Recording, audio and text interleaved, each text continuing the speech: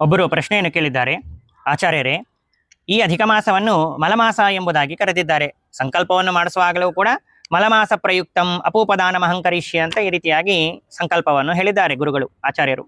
ಇದಕ್ಕೆ ಮಲಮಾಸ ಎಂಬುದಾಗಿ ಯಾಕೆ ಕರೀತಾರೆ, ಅದರ ಹಿನ್ನೆಲೆ ಏನಿದೆ ಅಂತ ಅವರ ಪ್ರಶ್ನೆಯ ಅಭಿಪ್ರಾಯ. ಅದಕ್ಕೆ ಅನೇಕ ಪುರಾಣ ವಚನಗಳಿವೆ. ಆದರೆ ಸದ್ಯಕ್ಕೆ ನಾವು ಪದ್ಮಪುರಾಣದಲ್ಲಿ ಬಂದಿರುವಂತಹ ವಿಷಯವನ್ನು ಕೇಳೋಣ. ಯಸ್ಮಿನ್ ಮಾಸಿ ನ ಸಂಕ್ರಾಂತಿ ಸಂಕ್ರಾಂತಿ ದ್ವಯಮೇವ ಚ ಮಲಮಾಸಃ ಸವಿಜ್ಞೇಯ ಮಾಸಸ್ಯಾತ್ತು ತ್ರಯೋದಶಃ ಎಂಬುದಾಗಿ ಹೇಳಿದ್ದಾರೆ.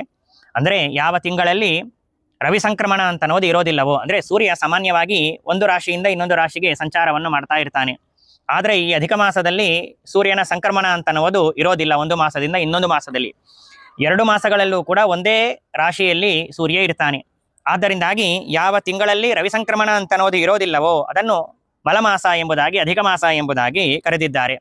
2 ಸಂಕ್ರಮಣಗಳು ಒಂದೇ ತಿಂಗಳಲ್ಲಿ ಬಂದರೆ ಅದನ್ನು ಕ್ಷಯ ಮಾಸ ಎಂಬುದಾಗಿ ಕರೆದಿದ್ದಾರೆ. ಅದರ ಬಗ್ಗೆ ನಾವು ಇನ್ನೊಂದು ಸಲ ವಿಚಾರವನ್ನು ಮಾಡೋಣ. ಇನ್ನೊಂದು ಅರ್ಥದಲ್ಲಿ ಹೇಳುವುದಾದರೆ, ಮಲವನ್ನು ಕಳೆಯುವಂತಹ ಮಾಸ ಆದ್ದರಿಂದಾಗಿ ಅಧಿಕ ಮಾಸಕ್ಕೆ ಮಲಮಾಸ ಎಂಬುದಾಗಿ ಹೆಸರು ಬಂದಿದೆ ಎಂಬುದಾಗಿ ಚಿಂತನೆ ಮಾಡಬಹುದು. ಇದನ್ನು ಪುರಾಣ ಹಾಗೂ ಶಾಸ್ತ್ರಗಳನ್ನು ತಿಳಿದಿರುವಂತಹ ವಸಿಷ್ಠರೇ ಮೊದಲಾಗಿರ್ತಕ್ಕಂತಹ ಜ್ಞಾನಿಗಳು ನಿಶ್ಚಯವನ್ನು ಮಾಡಿ ತೋರಿಸಿಕೊಟ್ಟಿದ್ದಾರೆ.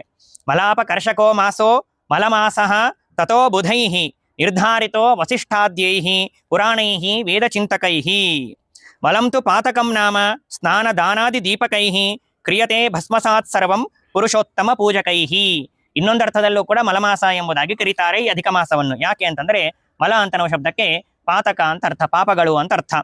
ನಾವು ಮಾಡಿರುವಂತಹ ಅನೇಕ ಪಾಪಗಳು, ಆ ಎಲ್ಲ ಪಾಪಗಳು ಕೂಡ ಸ್ನಾನ, ದಾನ, ಧರ್ಮ, ದೀಪ ಇತ್ಯಾದಿ ಧಾರ್ಮಿಕವಾಗಿರತಕ್ಕಂಥ ಅನುಷ್ಠಾನಗಳನ್ನು ನಾವು ಈ ಮಾಸದಲ್ಲಿ ಮಾಡುವುದರಿಂದಾಗಿ, ಈ ಧಾರ್ಮಿಕವಾಗಿರುವಂತಹ ಅನುಷ್ಠಾನಗಳಿಂದಾಗಿ ಪುರುಷೋತ್ತಮನನ್ನು ಆರಾಧನೆ ಮಾಡಿದರೆ ನಮ್ಮ ಎಲ್ಲ ಪಾಪಗಳು ಕೂಡ, ಪಾತಕಗಳು ಕೂಡ ಬೂದಿಯಾಗಿ ಬಿಡುತ್ತವೆ ಅಂತನ್ನುವ ಅರ್ಥದಲ್ಲೂ ಕೂಡ ಇದನ್ನು ಮಲಮಾಸ ಎಂಬುದಾಗಿ ಕರೆದಿದ್ದಾರೆ ಅಂತ ನಾವು ಚಿಂತನೆಯನ್ನು ಮಾಡಬಹುದು.